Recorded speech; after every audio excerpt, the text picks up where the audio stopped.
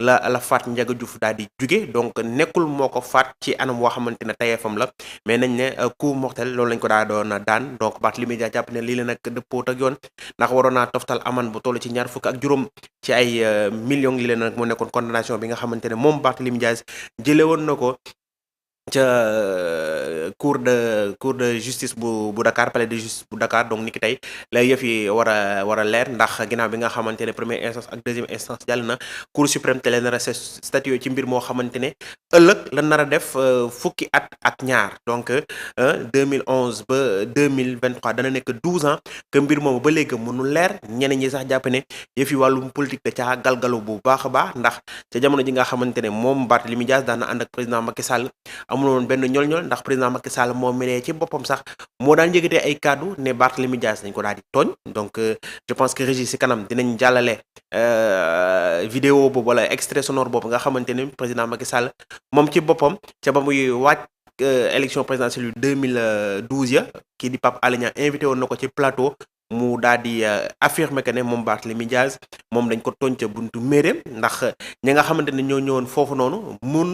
yëf yi mënoon naa wëlbatiku maanaam moom Barthélémy Dias mënoon naa ñàkk bakkanam wala ñu nekk foofu sax ñàkk seen bakkan kon yoon waru noonu dal ci kawam donc les gens mais certaines personnes se posent même lan moo waral 12 ans plus tard ñu dikkaat encore indiwaat dossier bi ndax ci daaw fàttali na ci atum 2011 lañ ko condamné en deuxième instance mois de septembre su ma jum xam naa si kanam naa dugg ci archive yi pour vérifier loolu wax leen ban jour exactement la ñu daal di daan ki nga xamante ne moo di Barthélémy Dias ci mbir moomile donc jamono ji may wax ak yéen nag gars yaa ngi cour suprême tàmbale li nga xamante ne moo di liggéey bi foofu noonu ngir xam mbir mi fa lay daal di mujjee waaye fàttali nag Barthélémy Dias li tax mu yóbbu affaire bi cour suprême mooy koppar gi ñu ne dafa bëgg gars yi dañoo bëgg waaye yoon dañoo bëgg mu daal di koy dàmp njabootu ndem si yàlla Ndiaga Diouf moom mu jàpp ne loolu leen du dëgg du yoon ndax koo xamante ne ay pexeem moo nekkoon jël sa bakkan donc su nekkee ne contraire ba moo daal di am yow la ñu war a sàmm yow la ñu war a protéger ndax jàpp na ne moom su ña fa ñëwoon seen pexe su antu woon moom boo moytu sax dootul amati bakkan kon moom jàpp na ne la fa xewee moom il n'a fait que sauver sa vie dafa aar bakkanam aar bakkanu ñi nga xamante ne nekkoon bés boobulee fa nga xamante ne moo di mairie bu Mermoz Sacré-Cœur donc Régis su nekkee extrait président Macky Sall bi ca en 2011 noppi na ñu daal di dem déglu kàddu yi nga xamante ne moom la président Macky Sall yëkkati woon ca atum 2011 après su paree nag ñu commandé ko laata ñu dem Cour suprême.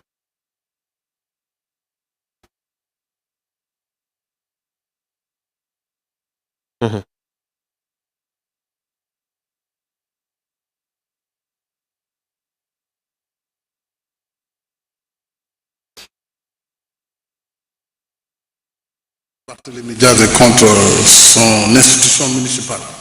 Mais l'affaire Barthélémy Dias, il faudrait le prendre dans le cadre global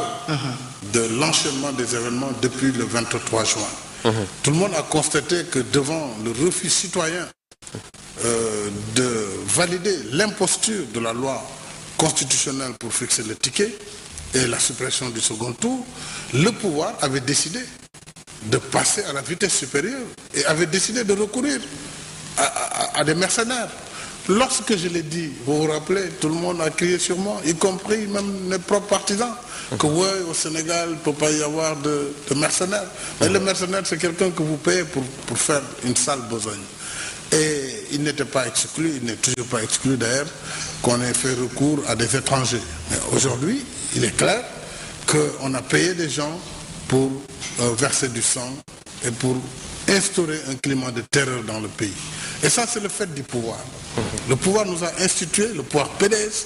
à une violence institutionnelle, une violence verbale. Maintenant, la violence est devenue physique et mortelle. Rappelez-vous également de l'assassinat du jeune Malick Ba, suite à la tentative délibérée de découper la communauté rurale de Sangalkam et de la faire passer en délégation spéciale. Souvenez-vous de la violence institutionnelle contre moi-même à l'Assemblée nationale où des mandats ont été donnés, mais par des abus de majorité, on met un terme à l'expression du suffrage que les citoyens ont donné. Alors, c'est tout cela qui a entraîné que ce jour du 22 ou du 23 décembre, l'on ait assisté à une bande armée devant la police médusée et qui était là impuissante. Ils sont venus agresser. Donc les vrais responsables de cette affaire sont ceux-là qui ont commandité et financé cette opération. Tout le monde a vu à travers la télévision que même les médias ont pu avoir le temps de venir, de filmer en direct où étaient les forces de sécurité. Donc je pense que là, l'État a une responsabilité pleine et entière dans ce qui s'est passé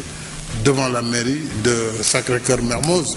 qui a entraîné donc la mort de Ndiaga Diouf. J'en profite pour présenter mes condoléances attristées à sa famille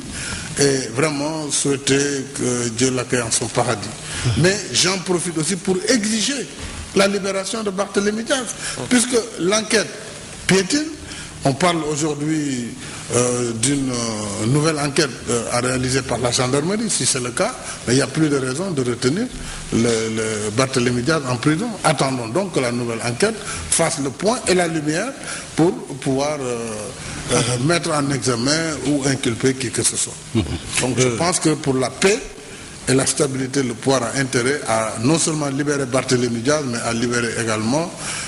Malick Noël Seck, qui croupit en prison à Tambacounda, ce qui est tout à fait inacceptable pour avoir simplement écrit une lettre au Conseil constitutionnel. merci Régis merci Régis di la jaajëfal bu baax a baax kàddu yi la ngeen dégg nag mu nekkoon kàddu yi nga xamante ne président Macky Sall ci boppam nga xamante ne ñoo ngi doon waaj élection présidentielle yi moo yëkkati woon kàddu yi lee di joxe xalaatam ci li nga xamante ne ni que tey moom la ñuy daal di àtte fa nga xamante ni moo di ca Cour suprême lan moo soppeeku entre temps. ndax dégg nañ li nga xamante ne loolu la wax ca jamono jooju mu jàpp ne ña nekkoon ca nguur ga di régime président Abdoulaye Wade ñoom ñoo doon xokkatal ay opposants ñoom ñoo doon dal ci ay opposants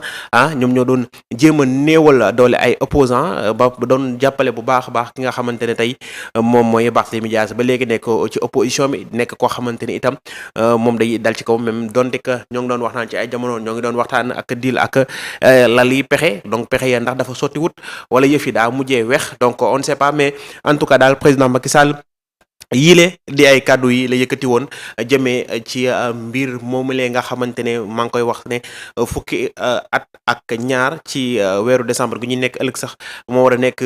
jour anniversaire bi nga xamante ne yëf yi xewoon na ko malheureusement donc ba léegi nag yëf yi leeragul ñu ne tey lañ ko daal di bëgg a leeral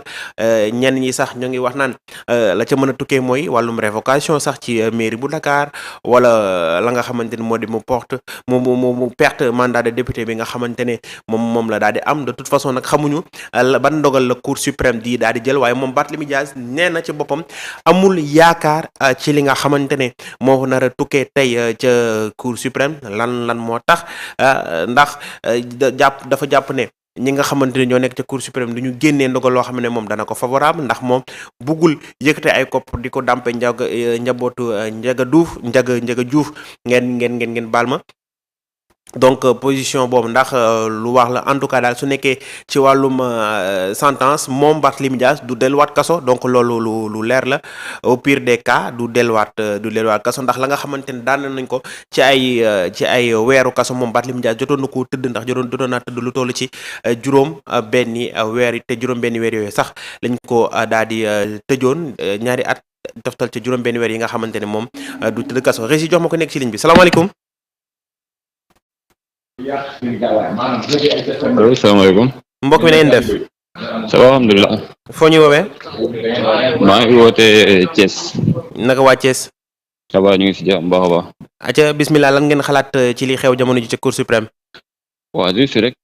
di nuyu Sénégalais yëpp. maa ngi tudd Ablaye Sow nekk responsable politique à Thiès. particulièrement à la commune de Thiès Est. d'accord. di wax ni rek. li ma ci gis ci audience su Barthélémy Dias bi à la Cour suprême damay féliciter waa justice sénégalaise parce que li lay déggal ni le temps de la justice c'est pas le temps des personnes parce que àttewoon nañ ko moom mu sàkkuwaat pour demaat Cour suprême et que tamit pour laver honneur am moom moo taxoon